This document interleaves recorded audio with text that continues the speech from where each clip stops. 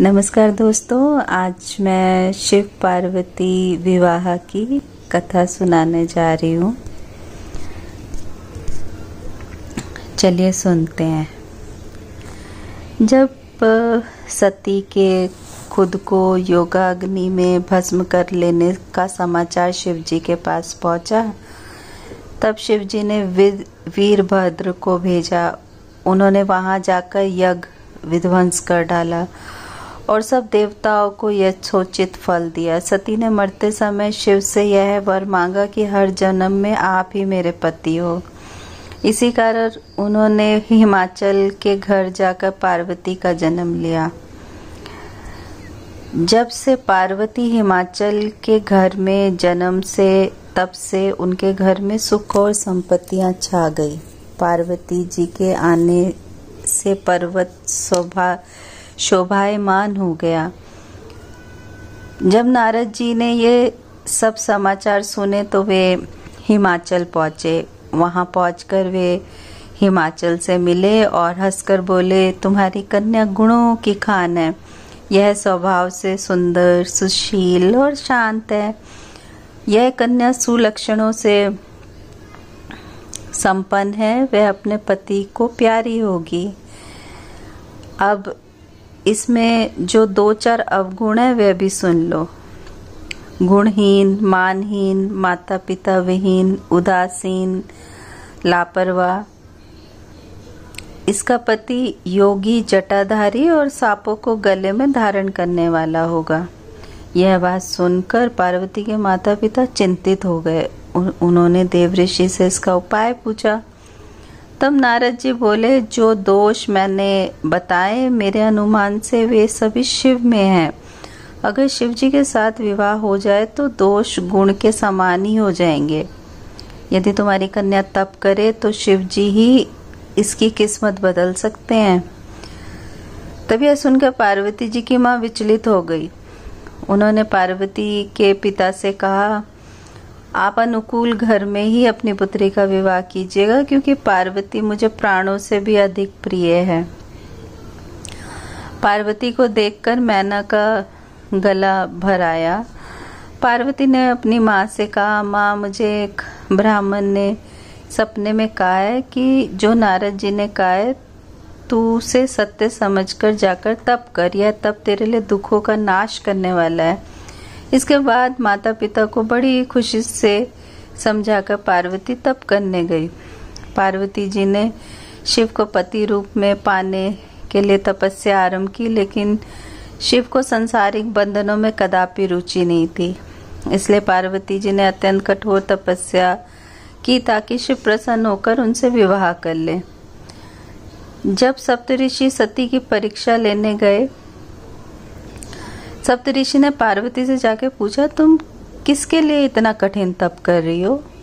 तब पार्वती ने सकुचाते हुए कहा, आप लोग मेरी मूर्खता को सुनकर हंसेंगे।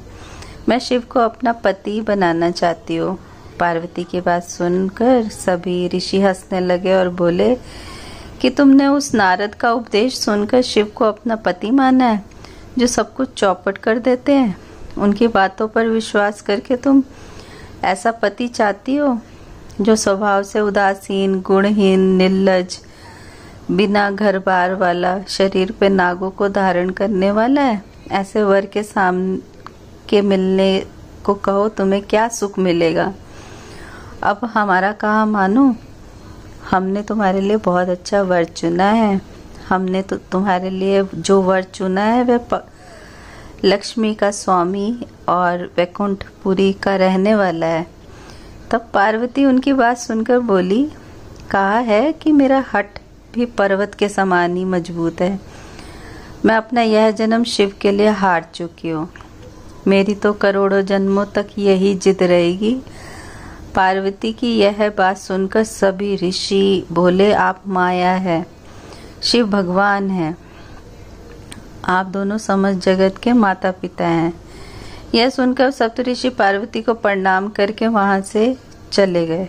पार्वती जी की दृढ़ निष्ठा ने जीत लिया शिव जी का मन। वर्ष तपस्या करने के बाद एक दिन पार्वती जी के पास एक ब्रह्मचारी आया। वह ब्रह्मचारी तपस्वी पार्वती का अर्धय स्वीकार करने से पूर्व बोल उठे, तुम्हारी जैसी सुकुमारी क्या तपस्या के योग्य है? मैंने दीर्घकाल तक तप किया है। चाहो तो मेरा आधा या पूरा तप ले लो, किंतु तुम इतनी कठिन तपस्या मत करो। तुम चाहो तो त्रिभुवन के स्वामी भगवान विष्णु भी। किंतु पार्वती ने ऐसी उपेक्षा का भाव दिखाया कि ब्रह्मचारी 2 क्षण को रुक गया। फिर बोला, योग्य वर में 3 गुण देखे जाते हैं, सौंदर्य, कुलीनता और संपत्ति। इन तीनों में से शिव के पास एक भी नहीं है।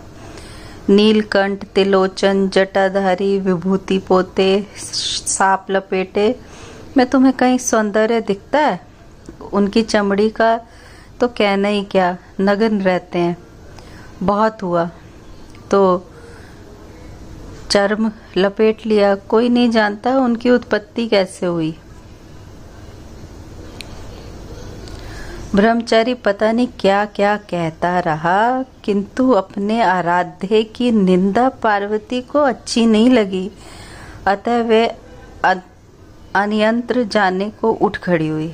तब शिव उनकी निष्ठा देखकर ब्रह्मचारी रूप त्याग प्रकट हुए और उनसे विवाह किया।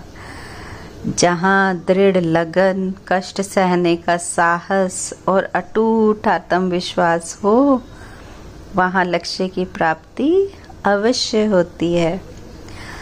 आपने मेरी बातों को इतने ध्यान से सुना, उसके लिए धन्यवाद। फिर आती हूँ एक नए टॉपिक के साथ। तब तक के लिए नमस्कार।